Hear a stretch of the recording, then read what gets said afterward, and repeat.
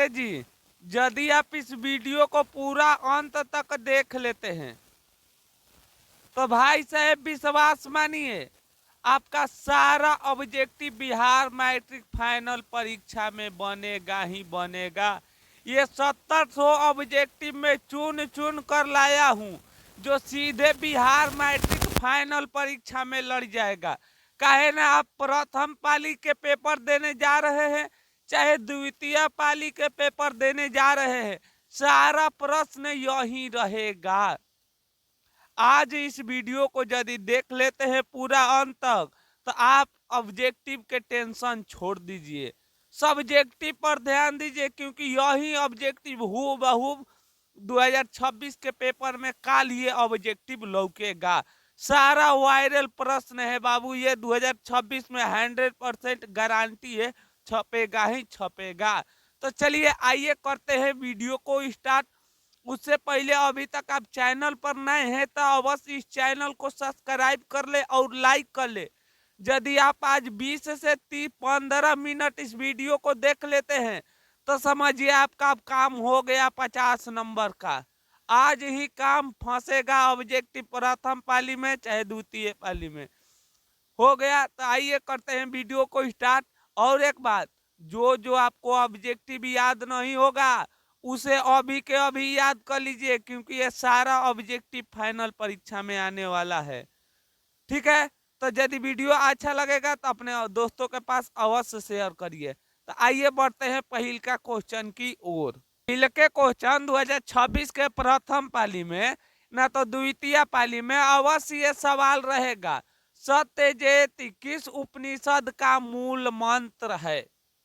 तो याद रखिएगा ये कंठो उपनिषद के है। लगा लीजिए 2026 के लिए प्रथम पाली ना तो द्वितीय पाली में 100% ये क्वेश्चन रहेगा, इसे ध्यान रखिएगा। मंगलम पाठ में कुल कुछ नहीं, कुल कितने मंत्र पद हैं? तो याद रखिएगा बाबू, मंगलम पाठ में 5 पद है। कितने हैं? 5 पद है। इस भी सवाल के 2026 के लगा लीजिए 100% गारंटी ये सवाल रहेगा प्रथम पाली में ना तो द्वितीय पाली में। सत्य का मुख किस पात्र से ढका हुआ है? तो याद रखिएगा बाबू, सत्य का मुख हिरणमय पात्र से ढका हुआ है। किस पात्र से? तो याद रखिएगा हिरणमय पात्र से ढका हुआ है। चलिए ये 4 नंबर सवाल देखिए, VVI सवाल है। सत्य जयंती प्राप्ति किसके विजय नहीं होती है? तो याद रखिएगा कभी भी असत्य के विजय नहीं होती है, सत्य के विजय होती है। क्वेश्चन पूछ देगा किसकी विजय होती है हमेशा, तो याद रखिएगा सत्य के।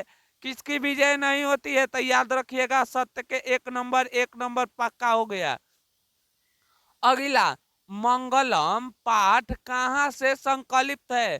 तो याद रखिएगा बाबू, मंगलम पाठ उपनिषद से है। अगला लगा लीजिए 2026 के लिए मोस्ट इंपोर्टेंट VVI सवाल, महान से भी महान क्या है?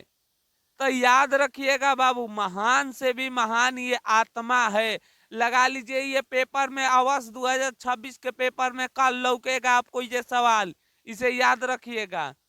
चलिए अगला सवाल देखिए, किस काल में पाटलिपुत्रम की रक्षा व्यवस्था और शोभा उत्कृष्ट थी? तो याद रखिएगा चंद्रगुप्त मौर्य के समय में। बुद्ध काल पाटलिपुत्र नगर नाम, बुद्ध के समय पाटलिपुत्र का नाम क्या था? 2026 के लिए VVI तो याद रखिएगा पाटलीग्राम था। क्या नाम था बाबू? पाटलीग्राम था। कुटनिमिन काव्य के रचनाकार कौन है? तो याद रखिएगा कुटनिमिन काव्य के रचनाकार दामोदर गुप्त है। चलिए 11 नंबर सवाल, 10 नंबर सवाल, ये भी 2026 के लिए MVVI सवाल, ये मोस्ट इंपोर्टेंट 2026 के अवश्य ये पेपर में सवाल रहेगा, इसे ध्यान से करिएगा। सिख के 10वें गुरु कौन है? मोस्ट इंपोर्टेंट VVI सवाल है। तो याद रखिएगा बाबू, सिख के 10वें गुरु गुरु गोविंद सिंह थे। कौन थे? गुरु गोविंद सिंह थे। बिहार किस प्रांत की राजधानी है, सॉरी, पाटना किस प्रांत की राजधानी है? तो याद रखिएगा बिहार की है। काव्य मीमांसा के कवि कौन है? लगा लीजिए 2026 के लिए पेपर में रहेगा प्रथम पाली ना तो द्वितीय पाली में अवश्य। तो काव्य बाबू लोग मांस कौन खाते हैं? तो याद रखिएगा राजा लोग खाते हैं, ट्रिक से याद रखिएगा। मांस कौन खाते हैं? राजा लोग, इसीलिए इनका लेखक कौन हो जाएंगे? राजशेखर। कौन हो जाएंगे बाबू? तो राजशेखर। यहाँ तक 12 ठो ऑब्जेक्टिव आकर समाप्त हुआ। अभी तक आप 12 ठो ऑब्जेक्टिव में कितना आपको याद था? जो जो याद नहीं था उसे क्या करिएगा, अभी याद कर लीजिएगा। और यदि वीडियो अच्छा लग रहा है तो अवश्य अपने दोस्तों के पास शेयर करिएगा, और लाइक अवश्य करके जाइएगा, और शेयर भी जरूर करिएगा। तो आइए बढ़ते हैं 13 नंबर क्वेश्चन की ओर। तब बाबू 13 नंबर सवाल देखिए। पाटलिपुत्र पाटना के नाम कब प्रसिद्ध हुआ? लगा लीजिए 2026 के लिए वीवीआई सवाल। पाटलिपुत्र पाटना के नाम से कब प्रसिद्ध हुआ था? तो याद रखिएगा मध्यकाल में। 2026 के लिए मोस्ट मोस्ट इम्पोर्टेंट वीवीआई सवाल, 100% इस सवाल का गारंटी है 2026 के पेपर में अवश्य छपेगा। प्रथम पाली में ना तो द्वितीय पाली में अवश्य छपेगा। पटना का इतिहास कितना बरस पुराना है? तो याद रखिएगा बाबू पटना का इतिहास 2500 वर्ष पुराना है। यूनान का राजदूत कौन थे? तो याद रखिएगा यूनान के राजदूत मेगास्थनीज थे। पटना नगर की पालिका देवी कौन है? तो याद रखिएगा पटन देवी है। कौन है बाबू? पटन देवी है। चलिए इस सवाल को भी लगा लीजिए 2026 के लिए मोस्ट इंपोर्टेंट वीवीआई सवाल। सरस्वती का कौन सा महानगर कहा जाता था? तो याद रखिएगा सरस्वती का कुल गृह कौन महानगर था? तो याद रखिएगा बबुआ पाटना था। कौन था? पाटना था। लगा लीजिए डाउट वाला सवाल, लेकिन 2026 के पेपर में अवश्य रहेगा। पाटना शब्द किस शब्द से बना है? तो याद रखिएगा बाबू पतनम शब्द से बना है। लगा लीजिए 2026 के लिए फिर भी आई सवाल। अलस कथा पाठ के रचयिता कौन है? 2000 पेपर में रहेगा प्रथम पाली में ना तो द्वितीय पाली में। अलस कथा पाठ के रचयिता कौन है? तो याद रखिएगा बाबू विदुर है, विद्यापति है। कौन है बाबू? विद्यापति है। इस सवाल को भी लगा लीजिए पेपर में अवश्य रहेगा। नीतिकार आलस्य को क्या मानते हैं? तो याद रखिएगा शत्रु मानते हैं। चलिए अगला सवाल देखिए। अलस कथा पाठ किस ग्रंथ से संकलित है? 2026 के लिए वीवीआई सवाल। तो याद रखिएगा अलस कथा पाठ पुरुष परीक्षा का है। अलस कथा पाठ में अहो कथ्यम कोलाहल किसकी युक्ति है? 2026 के लिए वीवीआई सवाल है। प्रथम पाली में ना तो द्वितीय पाली में अवश्य पेपर में रहेगा, इसे रट जाइएगा। तो याद रखिएगा ये कोलाहल है प्रथम आलसी का। किसका आलसी का? प्रथम आलसी का। अलस कथांतर मिथिला के मंत्री कौन थे? तो याद रखिएगा बाबू अलस कथांतर में मिथिला के मंत्री कौन थे? तो इनका राइट आंसर याद हो गया, वीरेश्वर थे। कौन थे बाबू? वीरेश्वर थे। वीरेश्वर कैसा मंत्री थे? तो वीरेश्वर, सॉरी यहाँ पर छूट गया है, वीरेश्वर कहाँ के मंत्री है? क्वेश्चन ये आना चाहिए वीरेश्वर कहाँ के मंत्री थे? तो याद रखिएगा बाबू जो वीरेश्वर थे मिथिला के मंत्री थे। चलिए ये सवाल लगा लीजिए 2026 के पेपर में अवश्य रहेगा। अरे वचाल कितना वाचिन वक्त, यह किसकी युक्ति है? अरे वचाल तुम कितने बोलते हो, ये किस आलसी का युक्ति है? तो याद रखिएगा ये है चौथा आलसी का। किस आलसी का है बाबू? तो ये चौथा आलसी का युक्ति है। तो यहाँ पर आकर का हुआ 25 ठो ऑब्जेक्टिव हम लोग समाप्त हुआ।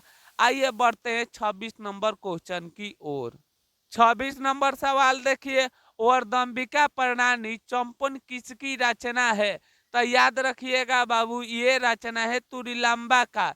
लगा लीजिए 2026 के पेपर में ये भी आना, तो दोनों में से अवश्य एगो क्वेश्चन पेपर में अवश्य फंसेगा, इसे ध्यान से देखिएगा।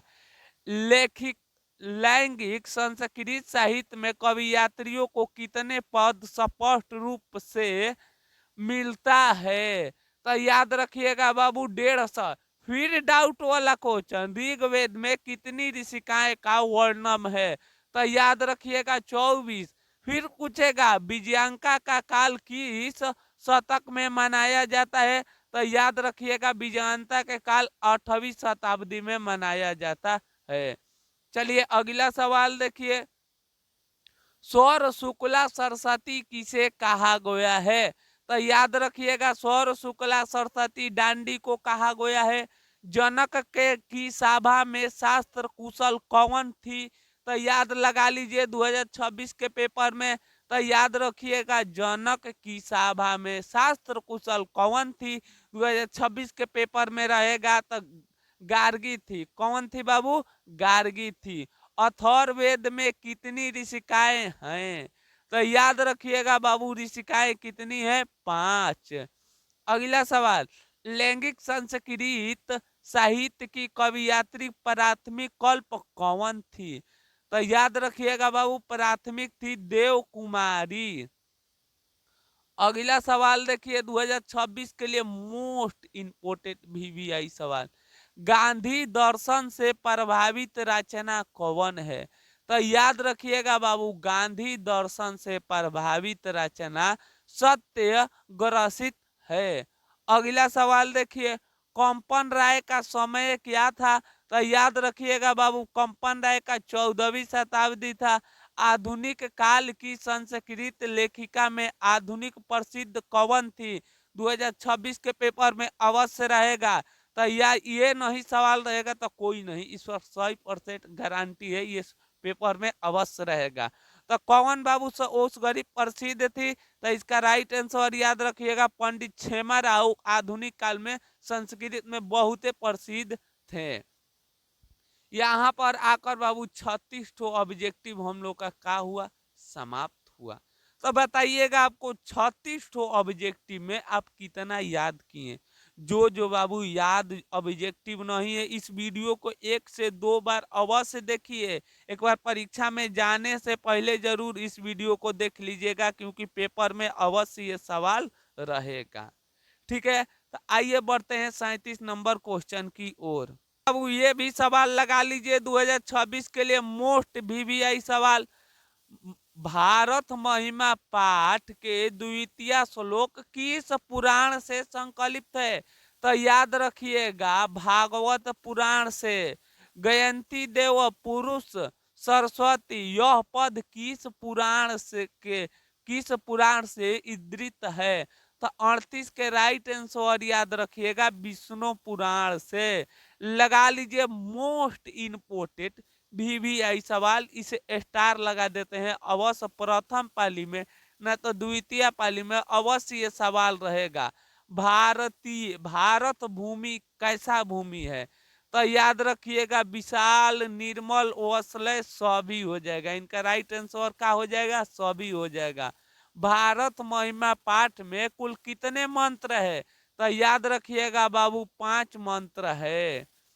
अगला याद रखिएगा ये भी सवाल 2026 के लिए वीवीआई सवाल है, शेषो संस्कार कितने होते हैं? तो याद रखिएगा शेषो संस्कार 6 होते हैं। अर्थी संस्कार कब होता है? तो याद रखिएगा अर्थी संस्कार जब व्यक्ति मर जाता है तब अर्थी संस्कार होता है। चलिए अगला सवाल देखिए, पाटिल पाठित ग्रहण किस पानी ग्रहण किस संस्कार में होता है? तो याद रखिएगा बाबू पानी ग्रहण विवाह संस्कार में होता है। 2026 के लिए मोस्ट इंपोर्टेंट वीवीआई सवाल देखिए, संस्कार कितने होते हैं? तो याद रखिएगा बाबू संस्कार कितने होते हैं? तो 16 होते हैं। संस्कार प्रायः कितने होते हैं? तो याद रखिएगा बाबू, पूछ देगा संस्कार कितने होते हैं तो 16। इस तरह पूछेगा संस्कार प्रायः कितने होते हैं तो याद रखिएगा बाबू 5 होते हैं। चलिए अगला सवाल देखिए, सपतिब्द कर्मकांड किस संस्कार में होता है? तो याद रखिएगा बाबू, सप्ती कर्मकांड विवाह में, माने शपथ किस कर्मकांड में लिया जाता है? तो विवाह संस्कार में लिया जाता है। 2026 के लिए मोस्ट इम्पोर्टेंट वीवीआई सवाल लगा लीजिए, 100% रहेगा पेपर में। प्राचीन काल में शिष्यों को क्या कहा जाता था? तो याद रखिएगा ब्रह्मचारी कहा जाता था। जन्म पूर्ण संस्कार कितने होते हैं? तो याद रखिएगा जन्म पूर्ण संस्कार 3 होते हैं। मनुष्य गृह स्थन जीवन में कब प्रवेश करता है? 2026 के लिए वीवीआई लगाइए। तो जब कब गृह प्रवेश कब करता है? तो विवाह करके गृहस्थ जीवन में कब प्रवेश करता है बाबू? तो ऑप्शन देखिए, ए ऑप्शन और सी ऑप्शन दोनों है, इसे घबराइएगा मत, वहां पर एक ही ऑप्शन रहेगा। तो विवाह संस्कार के तब गृहस्थ जीवन में पहुंचता है। चलिए लगा लीजिए 2026 के पेपर में, पहले शिष्य वेद आरंभ कहाँ करते थे? 100% गारंटी है बाबू, ये पेपर में अवश्य छपेगा। तो पहले शिष्य वेद आरंभ कहाँ करते थे? तो गुरु के गृह, मतलब गुरु के घर पर जाकर करते थे। आज जाकर यहाँ पर 50 ऑब्जेक्टिव समाप्त हुआ और आपके पास मात्र 20 ऑब्जेक्टिव है। अवश्य हमें कमेंट में बताइएगा आपका 50 में कितना ऑब्जेक्टिव सही किए।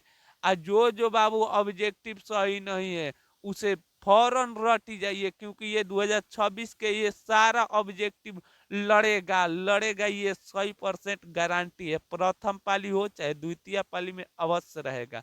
यदि आपको वीडियो अच्छा लग रहा है तो अवश्य इस वीडियो को शेयर करिएगा, लाइक करिएगा और सब्सक्राइब करके कमेंट में बताइएगा आपको ये कैसा ऑब्जेक्टिव लगा। आइए बढ़ते हैं 51 नंबर क्वेश्चन की ओर। 51 नंबर सवाल लगा लो 2026 के लिए वीवीआई सवाल बा।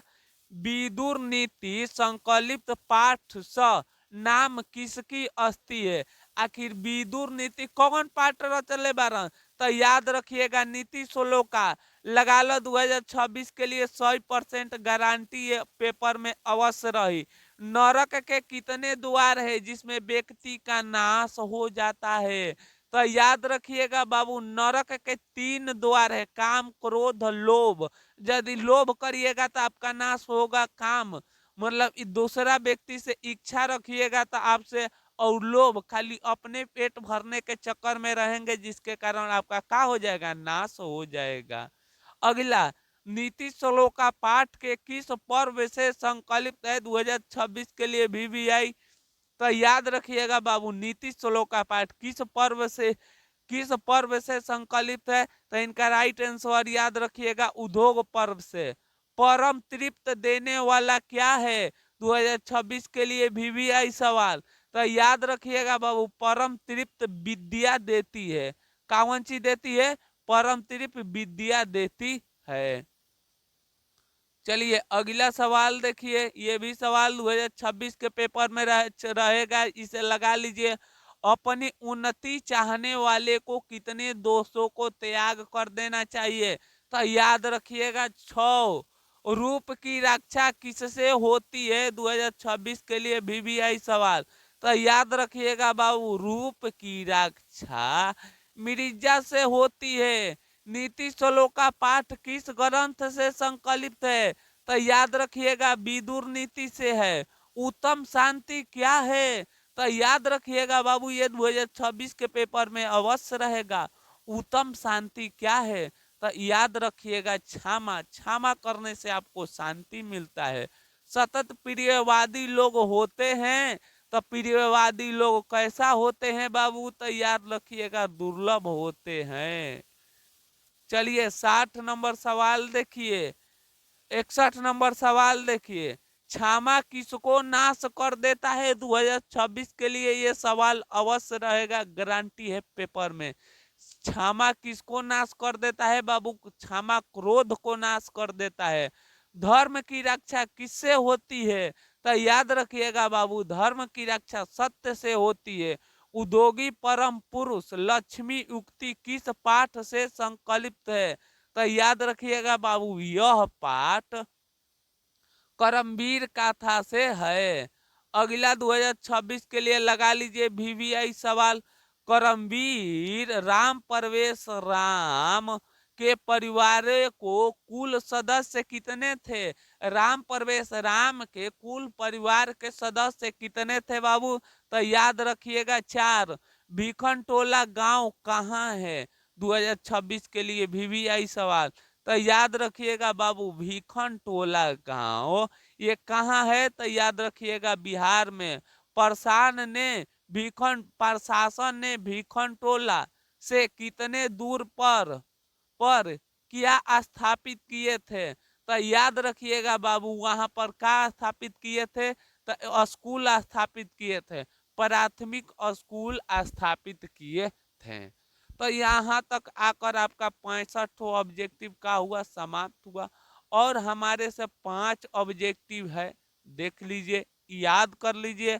आइए बढ़ते हैं 66 नंबर क्वेश्चन की ओर। देखिएगा बाबू, 66 नंबर क्वेश्चन ही वीवीआई आ गया।